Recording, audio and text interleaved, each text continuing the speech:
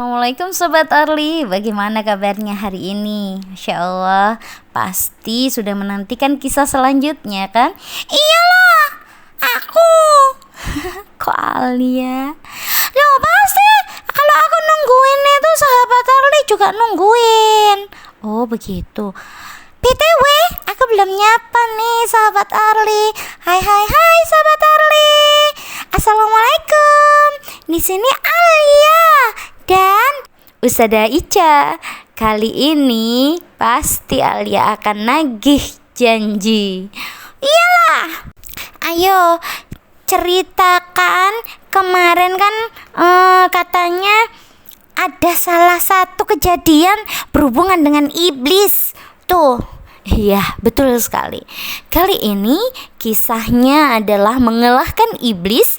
Masih diambil dari buku Sigma Daya Insani, serial 24 Nabi dan Rasul Teladan Utama. Nabi Idris alaihissalam memiliki banyak kepandaian. Di antara kepandaian yang dimilikinya yakni beliau sangat pandai menjahit. Hasil jahitannya sungguh rapi. Kepandaian dan kesolehan Nabi Idris alaihissalam membuat iblis iri. Oleh karena itu, mereka ingin menggoda Nabi Idris alaihissalam untuk berpaling dari Allah Subhanahu wa ta'ala. Pada suatu hari, ketika Nabi Idris alaihissalam sedang menjahit baju, tiba-tiba muncullah seorang lelaki. Tidak diketahui dari mana datangnya lelaki itu.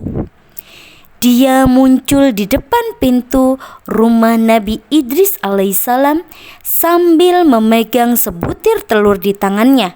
Dia adalah iblis yang sedang menyamar. Iblis itu mengetuk pintu rumah Nabi Idris. "Ya Nabiullah, bisakah Tuhanmu memasukkan dunia ke dalam telur ini?" Nabi Idris alaihissalam menoleh sekilas. Dia sudah mengetahui bahwa ada orang berada di depannya adalah iblis yang sedang menyamar. "Bolehkah aku masuk, wahai Nabiullah?" "Kemarilah, mendekatlah padaku.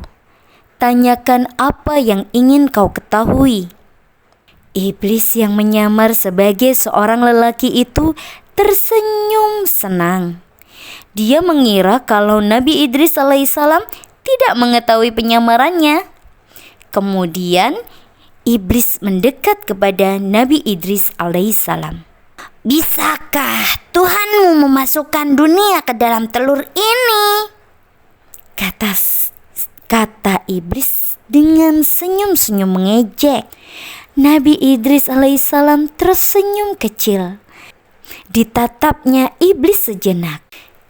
"Jangankan memasukkan dunia ini ke dalam telur sebesar ini, bahkan memasukkan dunia ke lubang jarumku ini pun Tuhanku berkuasa untuk melakukannya." Lalu secepat kilat Nabi Idris alaihissalam menusuk mata iblis dengan jarum yang dipegangnya. Jarum itu tepat mengenai mata iblis. "Ah, sakit!" Iblis sangat terkejut. Dia sama sekali tidak menyangka kalau Nabi Idris alaihissalam akan menyerangnya. Terlebih lagi, iblis tidak mengira kalau Nabi Idris alaihissalam mengetahui penyamarannya. Karena tertusuk jarum, mata iblis menjadi buta. Tanpa membuang waktu, iblis pun lari tunggang langgang meninggalkan Nabi Idris alaihissalam. Sepeninggal iblis, Nabi Idris alaihissalam tersenyum. Beliau bisa mengalahkan iblis. Selain itu, ketekunannya dalam beribadah membuat seorang malaikat sangat mengagumi Nabi Idris alaihissalam. Malaikat itu pun meminta izin Allah Subhanahu wa ta'ala untuk menemui Nabi Idris alaihissalam. Siapa malaikat yang hendak bertemu dengan Nabi Idris itu? Ingin tahu? Bacain dulu dong kitab suci Al-Qur'annya yang berhubungan dengan kisah ini.